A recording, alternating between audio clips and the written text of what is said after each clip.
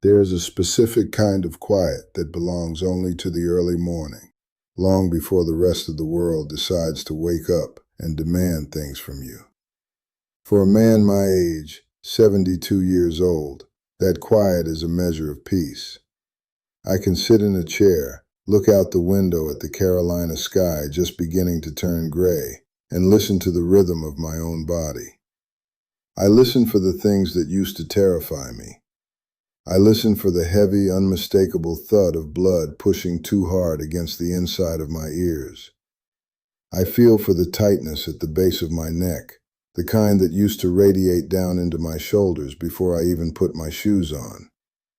I check the weight in my legs, waiting to see if they feel like they are filled with wet sand. And when I sit there now, and I feel nothing but the steady, calm beating of a heart that is doing exactly what it was designed to do, without struggling, the relief is so profound, it almost feels like a physical weight lifting off my chest. It was not always like this. There was a long stretch of my life where waking up meant bracing myself for the discomfort, where I thought the low-level hum of tension in my body was just the natural cost of getting older and working hard. Today I want to share something with you that shifted the entire trajectory of my later years. We are going to talk about that heavy, dragging sensation that you might be feeling in your limbs right now, the kind you tell yourself is just fatigue. We are going to talk about a fundamental shift in how you look at a plate of food, and I am going to walk you through the 5 specific things I eat every single day, without fail, that brought my numbers down to a place that leaves the medical professionals nodding their heads in mild disbelief. I am not talking about a temporary fix or a miracle cure. I am talking about the daily mechanics of keeping a human body running when the warranty expired a long time ago. When you grow up the way I did, born in Columbia, South Carolina in the 1950s, you learn very early on that a man's worth is often measured by his endurance.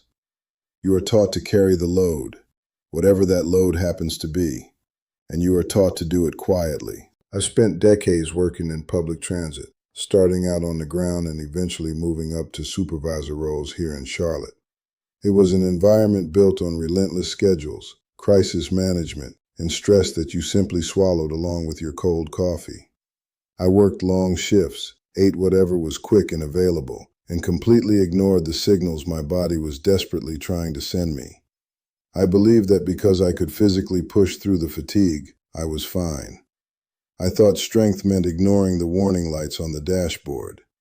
But the truth I had to learn the hard way is that pressure rarely rises alone. It rises with the habits we ignore. For years, my routine was dictated by the demands of the transit system, not by the needs of my body. Food was not fuel. It was a momentary distraction, a way to keep my eyes open for another 4 hours. I was eating heavy, sodium-loaded meals from diners and drive-thrus, the kind of food that tastes like comfort but works like slow poison in the background. My blood pressure started creeping up in my 50s, but I brushed it off. The doctors would tell me the numbers were a little high, and I would nod, take the piece of paper, and go right back to my life. I convinced myself that hypertension was just a normal part of aging for a black man in America. I normalized the headaches. I normalized the shortness of breath when I walked up a slight incline. I normalized the fact that my rings were always tight on my fingers because of the swelling. Control begins with what you stop normalizing. The wake-up call did not come from a pamphlet or a gentle conversation. It came the way it usually does for men like me, with sudden, irreversible loss. I had a cousin, a man I grew up with, who was built like a tank and worked just as hard as I did. He was the kind of guy who laughed off doctors and wore his stubbornness like a badge of honor. He dropped dead of a massive stroke on a Tuesday afternoon. No prolonged illness, no grand farewell. Just here 1 minute and gone the next, leaving behind a family that was completely unmoored. Not long after that, I was sitting in a doctor's office for a routine checkup. The nurse put the cuff around my arm, pumped it up, and the look on her face changed. She did it again. When the doctor came in, he did not have that casual, reassuring tone anymore. He looked at me and told me my numbers were dangerously high. high enough that a stroke was not a distant possibility, but an impending reality. The fear that washed over me in that moment was cold and absolute. I realized in that small, sterile room that I was walking the exact same path my cousin had walked, and I was nearing the edge of the cliff. Most people wait for a scare before they change. I had mine, and I knew I could not waste it. I went home and sat at the kitchen table with my wife, Gloria. Gloria is a practical woman. She spent decades as a school secretary, managing chaos with a calm, steady hand. She looked at me, saw the genuine fear in my eyes, and she did not panic. She just said, "Okay, we are going to fix this, and we are going to do it together." My son Marcus, who works in insurance and sees the statistical reality of premature death every day, called me and gave me the hard truth. He told me he was not ready to bury his father because of pride and fried food. My daughter Danielle, who works alongside nutritionists, started bringing me information that was not just medical jargon, but practical, everyday advice. She was the one who helped me understand that I was looking at food completely wrong. This brings me to the realization that changed everything for me. In our culture, we are constantly told that a healthy diet requires endless variety. We are told we need to constantly rotate our meals, try new recipes, and keep things interesting. But when your body is in a state of crisis, when your blood pressure is consistently redlining, variety is not what you need. You need stability. You need a baseline. I realized that my unpredictable, chaotic eating habits were creating an unpredictable, chaotic environment inside my veins. I discovered that for me, the secret weapon against high blood pressure was not an exotic diet, but absolute, boring, relentless consistency. A stable life builds a stable body. Think about it like the transit routes I used to manage. When you have a city bus system, the most important thing is predictability. You need the buses to run on a set schedule, along clear routes, without sudden detours or blockages. Your cardiovascular system operates on the exact same principle. Your blood vessels are the routes. When you consume massive amounts of sodium, processed foods, and high stress, you are essentially creating massive traffic jams and road closures within those routes. The vessels constrict, they get stiff, and the heart has to work twice as hard to push the blood through the narrowed lanes. That is what high pressure is. It is the engine of your body redlining just to maintain basic operations. What I needed to do was clear the routes. I needed to provide my body with the exact same high-quality fuel, day in and day out, so it could stop fighting the traffic and start repairing the roads. I decided to treat my meals the way I used to treat a transit schedule. Non-negotiable, predictable, designed for optimal function. I stopped looking at food as entertainment and started looking at it as operational maintenance.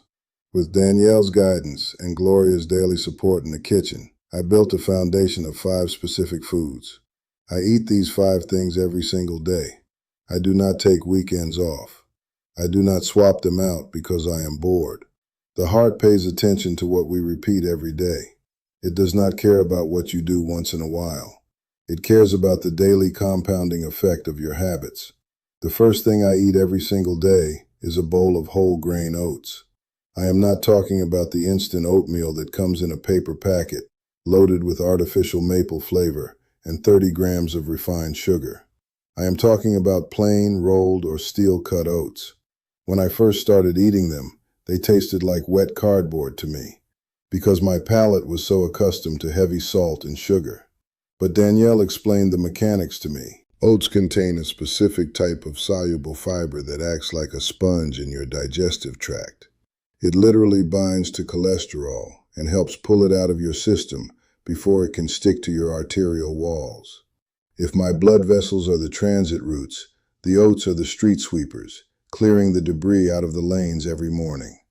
I eat a large bowl every morning, and over time, I actually learn to crave the clean, solid feeling it gives my stomach. It is the foundation of my daily routine, the first action I take to protect my heart before I even step out the door. The second food is bananas. This sounds almost too simple, but the impact is profound.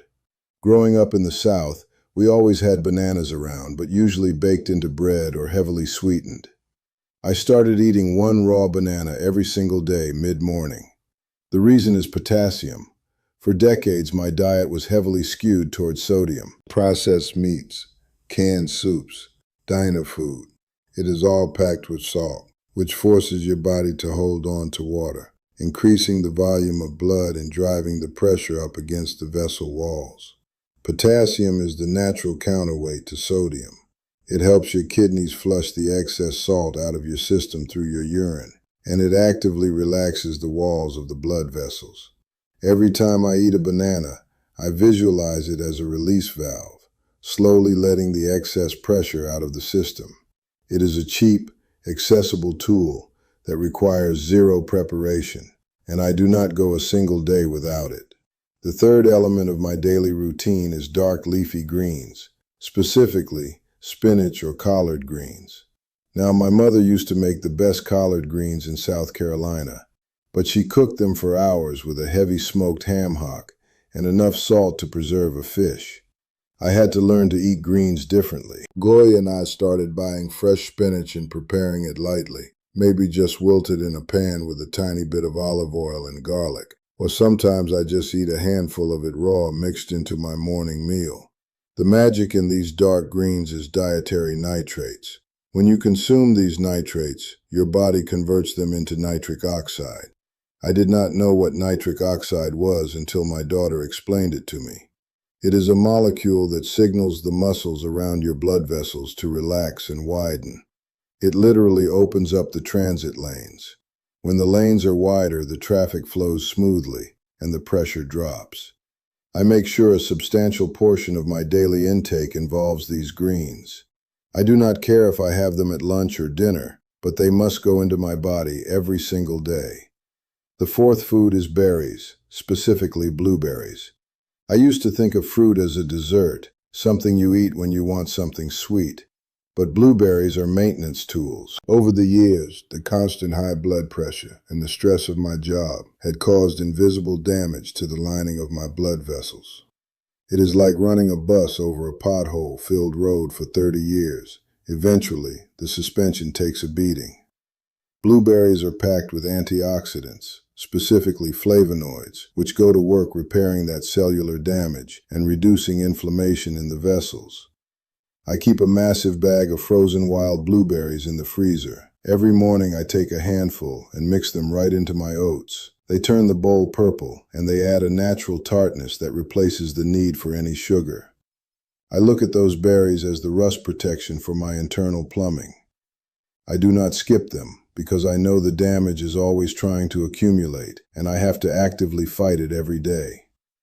The fifth and final food in my daily rotation is walnuts. For a long time, I avoided nuts because people told me they were too high in fat. But I learned that the kind of fat matters more than anything else. Walnuts are rich in omega-3 fatty acids, the kind of fats that actually reduce inflammation and help keep the blood vessels flexible. As we age, our arteries tend to stiffen up. They lose their elasticity, which means they cannot expand to handle the flow of blood, driving the pressure up even further. The walnuts provide the lubrication that keeps the vessels pliable. I eat a small handful of raw, unsalted walnuts every afternoon. It is my bridge between lunch and dinner. They provide a steady, slow-burning energy that keeps me from reaching for processed snacks, and they are doing the quiet, invisible work of keeping my arteries flexible. Oats, bananas, dark greens, blueberries, walnuts. That is my daily operational protocol. It is not glamorous. It is not a trendy diet you will see on the cover of a magazine. It is repetitive. It is predictable. And that predictability is exactly why it works. The numbers matter, but the patterns behind them matter more. When I committed to this routine, I did not see a change overnight. It took weeks of doing the exact same thing, ignoring the desire for the salty, heavy foods I used to love, pushing through the boredom of repetition. But gradually, the heavy feeling in my legs started to dissipate. The tightness in my neck loosened. I realized one morning that I was not waking up with a dull headache anymore. A few months into this strict, uncompromising routine, I went back to the doctor. I remember sitting on that same examination table, feeling the familiar squeeze of the blood pressure cuff. But this time, I wasn't bracing for bad news. I felt a quiet confidence because I knew the work I had put in. The nurse looked at the reading, tapped the screen, and then looked at me. She took it again. When the doctor walked in, he was holding my chart and shaking his head slightly. My numbers had dropped from the terrifying highs of the 150s over the high 90s down to a solid stable 122/78. He asked me if I had doubled my medication. I told him no. I told him I had simply stopped treating my body like a garbage disposal and started treating it like a machine that needed specific daily maintenance. He said the results were remarkable, that it was rare to see a patient my age achieve that level of stabilization through behavioral changes alone. They often can't explain the profound power of simple consistency because they are trained to look for pharmaceutical interventions. But I know exactly how it happened. You do not want your first real warning to be an emergency. I took my warning and I built a fortress out of those 5 foods. I am not telling you this because I think I am a doctor, or because I think this exact combination is a magical cure for every person on earth. I am telling you this because I know how easy it is to give up. I know how easy it is to listen to the voice that says, you are too old to change, that the damage is already done, that you might as well enjoy the food you like and let the chips fall where they may. I used to listen to that voice. But then I looked at my grandchildren. I looked at my wife, who has stood by me through decades of long shifts and tired evenings. I realized that my health is not just about me. It is about the people who have to carry the burden if I fail to take care of myself. I still have days where I want a plate of fried chicken and heavy sides. I am human. But then I remember the cold fear in that doctor's office. I remember the cousin who didn't get a second chance. And I walk into the kitchen. I pull out the oats. I grab a banana and I go to work. The transformation is never perfect, and I am not cured of aging. But I am in control of the things I can control. I am still here.